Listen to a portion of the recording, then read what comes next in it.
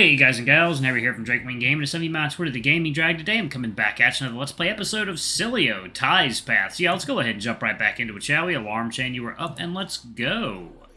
Alrighty. Yep, if you ever feel overwhelmed, just think, Tuesday is only 5 days from now. 4, Diego.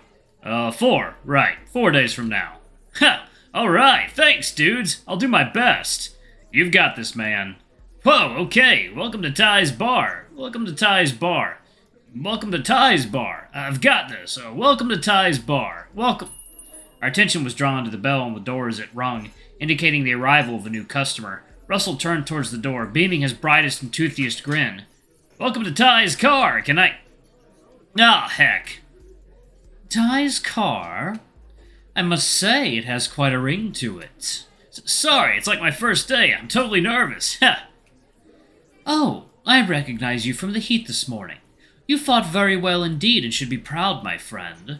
And please accept my heartfelt congratulations on your appointment here, my good man. I am certain Ty will take wonderful care of you.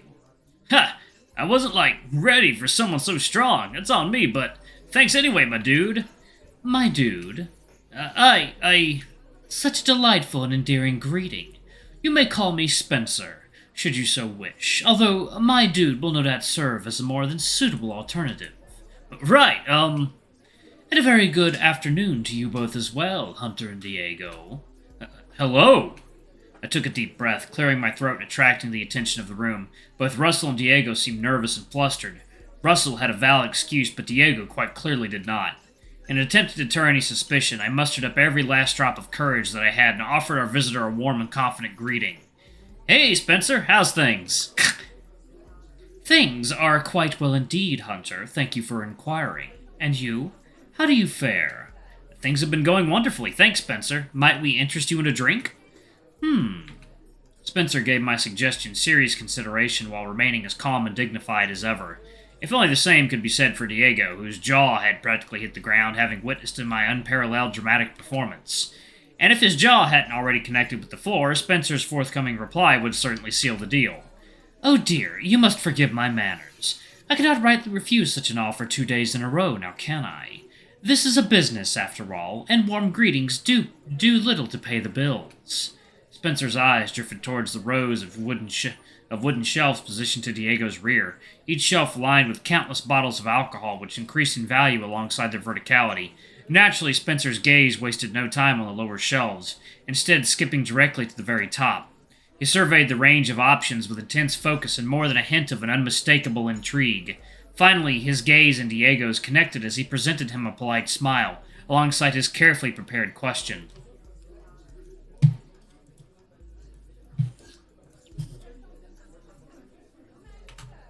Diego, you made a suggestion on my last visit, did you not? What was that again? I remember notes of cinnamon and a hint of spice.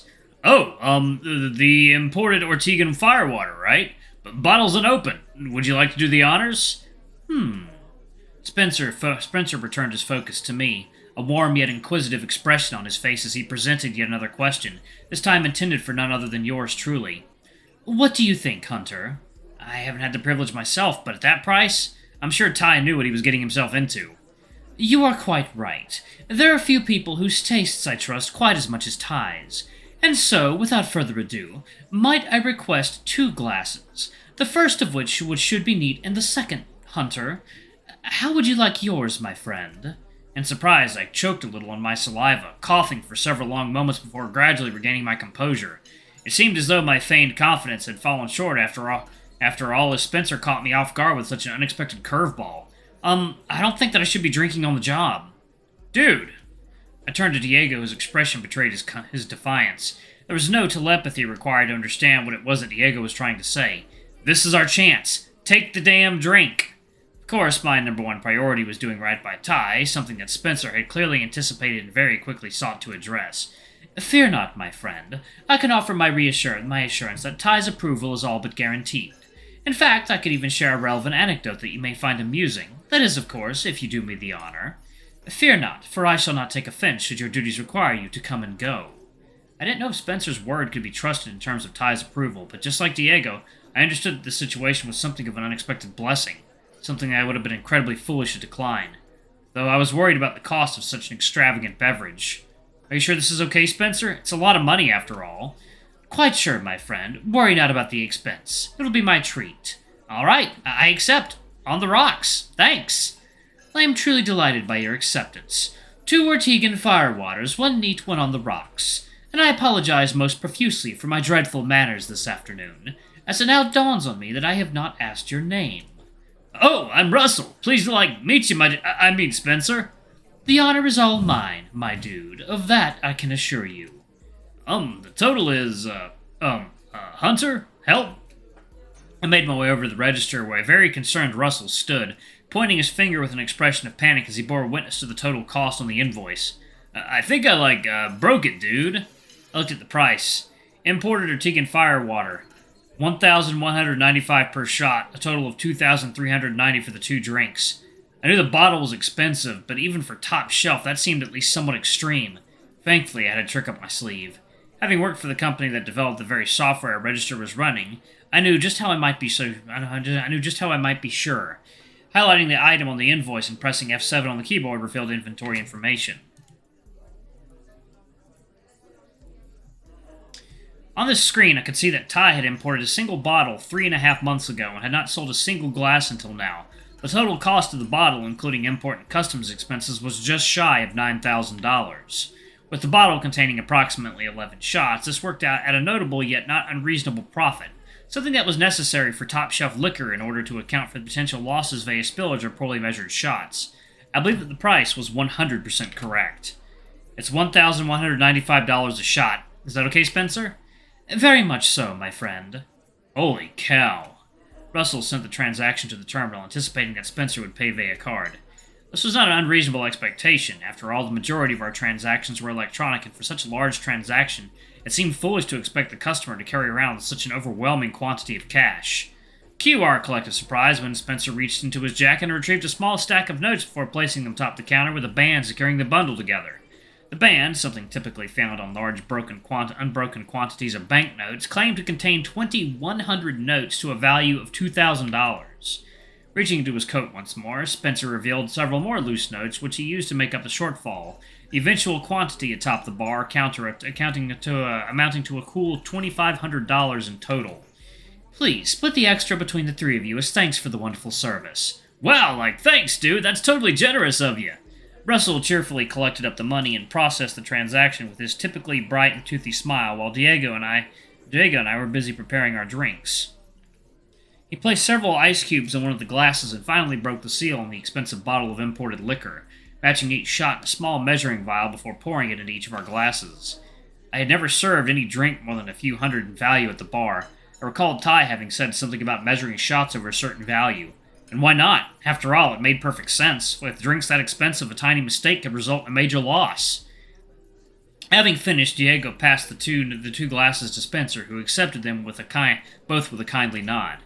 Come now, Hunter. Follow me. I acknowledged Spencer's request with a nod before turning towards Diego, who still appeared to be incredibly confused and could no doubt see the concern that was apparent on my face. Truth be told, I didn't know quite what I was getting myself into here. I certainly had not expected anything like this to happen. It reminded me of Dom's words spoken earlier the same day, that we shouldn't take any risks, that it was better to play the thing safe. But what was safe about this? About sharing a drink with the guy? I swallowed nervously and took several deep breaths in an attempt to calm my nerves. As ready as I would ever be, I walked out from behind the bar and followed Spencer to a booth situated next to the windows on the opposite side of the bar. Was there a reason Spencer had picked a location so far away from the counter? Perhaps he did not wish for our conversation to be overheard. And if so, what exactly was he hoping to discuss? Having arrived at our table, Spencer took a seat on one side of the booth before politely motioning for me to sit in the opposite position, a request which I obediently fulfilled. He then handed my drink across the table towards me, that same warm smile on display all the while. Second, y'all, it is water time. Alright, guys and gals, and we are back. Let's go ahead and jump back into it, shall we? Okay. I politely nodded in appreciation as I gazed downward at the bronze-colored liquid contained within my glass, my nose twitching involuntarily as the distinct blend of exotic spices overcame my sense of smell. Now then, I promised to tell you an anecdote, did I not? Fear not, it is only quite brief. But, before I begin, Diego, he is your best friend, is he not? You have known one another for a number of years now.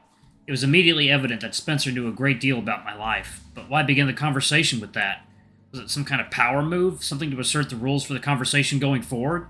Or was it nothing more than confirming a relevant detail to his anecdote? Perhaps my suspicion was leading me astray. Having no reasonable excuse not to, I decided to answer Spencer's question honestly. That's right, about 4 years now. We dormed together at university back in Sidonia. He was a year ahead of me, moved here to Woodcrest about 2 years ago when he got his degree. I just moved over myself. Life in the big city was a farce, and, well, I missed my best friend. I spoke about myself without restraint, not quite knowing for sure what things Spencer already knew and what things he did not. Regardless, he gave no indication that the information I'd given was already known to him, instead smiling warmly as he responded. I see. And from what I hear, things have gone very well for you since you arrived here in Woodcrest. I must offer my heartfelt congratulations to you. Thank you. But the anecdote. I apologize for the distraction. Back when I first visited this fine establishment, there were only 2 people on the books.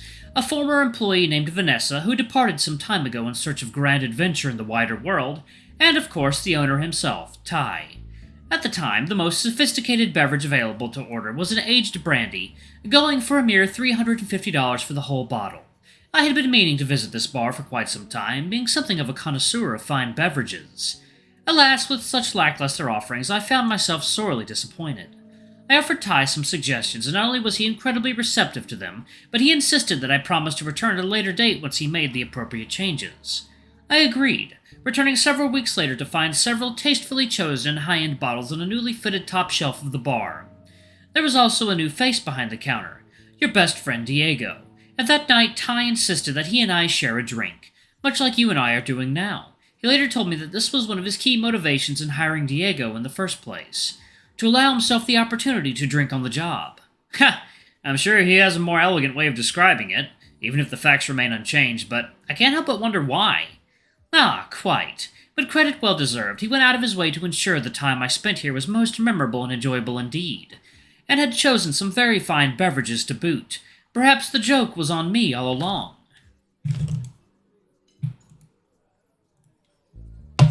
Ugh.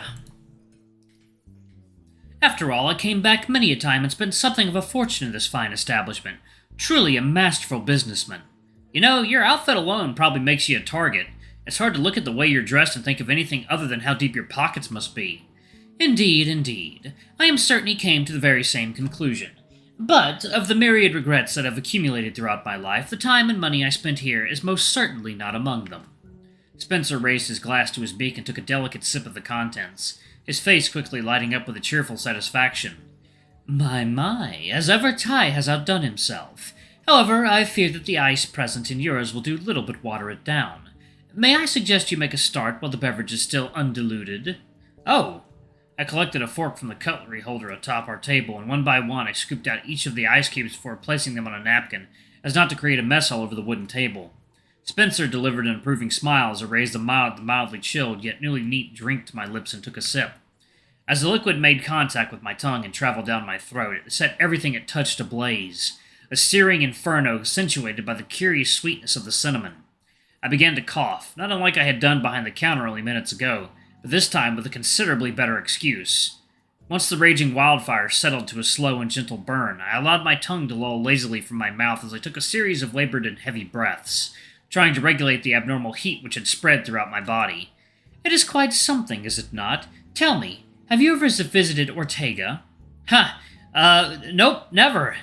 It is surprisingly temperate during the summer, but plays host to one of the coldest and most harshest winters imaginable. The Ortegan people have brewed firewater just like this for millennia. The unique recipe is known to increase your body temperature, perfect for those 40 below winter days in the southern capital. These days, one can obtain firewater for a dime a dozen, as it were, but it is little more than a novelty, lacking in those unique aspects the genuine article is so widely renowned for. For the authentic product, you can expect to pay a significant premium, especially in this part of the world. Thankfully, I am very pleased to report that the beverage we share is very much the real deal. Although, judging by your tongue, you are already well aware. Alright, y'all, I'm going to go ahead and pause it right there. Thank you all so much for watching. Don't forget to like, comment, subscribe, ring that notification bell, and check out our Patreon if you can. It always helps. Anyway, I love you all, and I'll see you all in the next video. Bye-bye!